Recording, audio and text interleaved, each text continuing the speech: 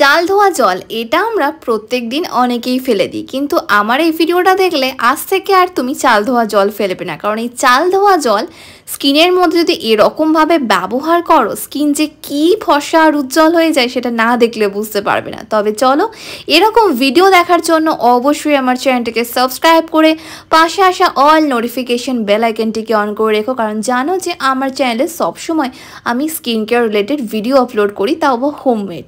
তার আগে চলো একটা বাটি নিয়ে নাও। এবার এই বাটির মধ্যে আমাদের এই চাল ধোয়া জলটা নিতে হবে, যেটা আমি আগের দিন রাতে ভিজিয়ে রেখেছিলাম। তোমরা চাইলে সাথে সাথে চালটাকে ধুয়ে সেই জলটাও ব্যবহার করতে পারো। এই চাল ধোয়া জল মানে রাইস ওয়াটার আমাদের স্কিনকে ব্রাইট করে, ওপেন পোর্সের মতো প্রবলেমকে মিনিমাইজ করে দেয়, স্কিনকে হাইড্রেট করে, রেডিয়েন্স করে। চাল ধোয়া জলে এত গুণ আছে। তাই দেখো, একটা বাটির মধ্যে আমি এখানে হাফ কাপ মতো চাল ধোয়া জল নিয়ে নিয়েছি। এবার এতে আমাদের অ্যাড করতে হবে 2 থেকে 3 চামচ মতো গোলাপ জল। আমি এখানে নর্মাল ডাবর গ্ল্যাবরি রোজ ওয়াটারটা ইউজ করলাম। দিয়ে দিলাম 2 থেকে 3 চামচ মতো চালের গুঁড়ো, নর্মাল প্লেন চালের গুঁড়ো এখানে দেবে। দিয়ে দেবে সামান্য একটুখানি গ্লিসারিন, আর দেবে হাফ কেটে রাখা লেবুর রস। যাদের স্কিন এক্সেসিভ সেন্সিটিভ তারা লেবুর রসটাকে স্কিপ করতে পারো, কোনো প্রবলেম নেই। আর দিয়ে দিচ্ছি অল্প একটু ডাব সাবান। ডাব সাবানটাকে আমি এখানে গ্রেট করে ব্যবহার করছি। যার কাছে ডাব সাবান নেই তারা এখানে গ্লিসারিন সাবান ব্যবহার করতে পারো, তা না হলে ফেস ওয়াশ দিতে পারো। বাট ডাব সাবানকে আমরা বিউটি বার বলি, তাই এরকম ধরনের রেমেডিতে ডাব সাবানটাই বেশি ভালো। খুব ভালো করে ডাব সাবানটাকে গ্রেট করে নিয়ে এটাকে মিক্স করে নেবে, তাহলেই দেখবে রেডি হয়ে যাবে আমাদের ইনস্ট্যান্ট একটা স্কিন ব্রাইটনিং ক্লেন্সার, যেটা তোমরা ইজিলি একটা কন্টেনারে ফ্রিজে স্টোর করে রাখতে পারো 5 থেকে 7 দিনের জন্য। রোজ দিনে একবার করে এটা নিয়ে খুব ভালো করে পুরো মুখে অ্যাপ্লাই করে নেবে। হ্যাঁ বন্ধুরা, এক্সট্রা করে আর কোনো ফেস ওয়াশ বা ক্লেন্সার লাগানোর প্রয়োজন নেই।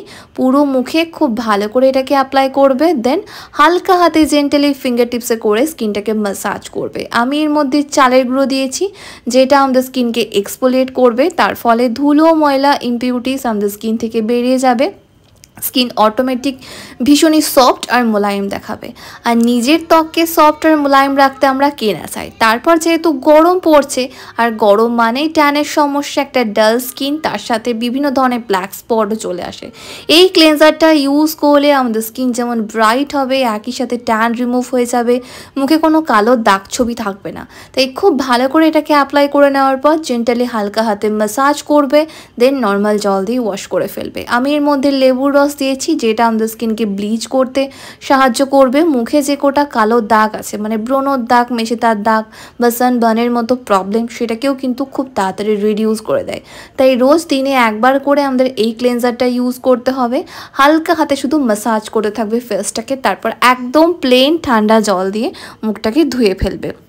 এটা ব্যবহার করলে আর কোনো ফেস ওয়াশ দেওয়ার প্রয়োজন নেই, কারণ এর মধ্যে আমি অলরেডি ডাব সাবান দিয়েছি। ডাব সাবান দেওয়ায় হালকা একটু ফোম ক্রিয়েট হবে, আর দেখবে স্কিন খুব ভালো মতো ডিপ ক্লিন হয়ে গেছে। হ্যাঁ বন্ধুরা, আশা করছি অন ক্যামেরা তোমরা আমার স্কিন দেখে একটু হলেও বুঝতে পারছো। দেখো আর আগের থেকে স্কিন কতটা ব্রাইট লাগছে। তাই এমনই সুন্দর হেলদি একটা গ্লোয়িং স্কিন পেতে কিন্তু আমাদের খুব ভালো করে একটা স্কিন কেয়ার রুটিন ফলো করতে হবে। তার জন্য ফেসটাকে ডিপ ক্লিন করাটাও ভীষণই ইম্পর্টেন্ট। হ্যাঁ বন্ধুরা, স্কিন যত ভালো মতো পরিষ্কার থাকবে, তত দেখবে এই গরমের দিনে র্যাশ, ইনফেকশন, ইরিটেশন, পিম্পলের মতো প্রবলেম আসবে না, আর স্কিন অল টাইম ফ্রেশ দেখাবে। যদি বাইরে থেকে এসে তোমার মুখ ঘামে আর তেলে সবসময় চিপচিপ করে, তাহলে বলবো বাইরে থেকে আসার পরই আর কোনো ফেস ওয়াশ নয়, শুধুমাত্র এই ক্লেন্সারটা দিয়ে একবার মুখ ধুয়ে নাও আর রেজাল্ট দেখো।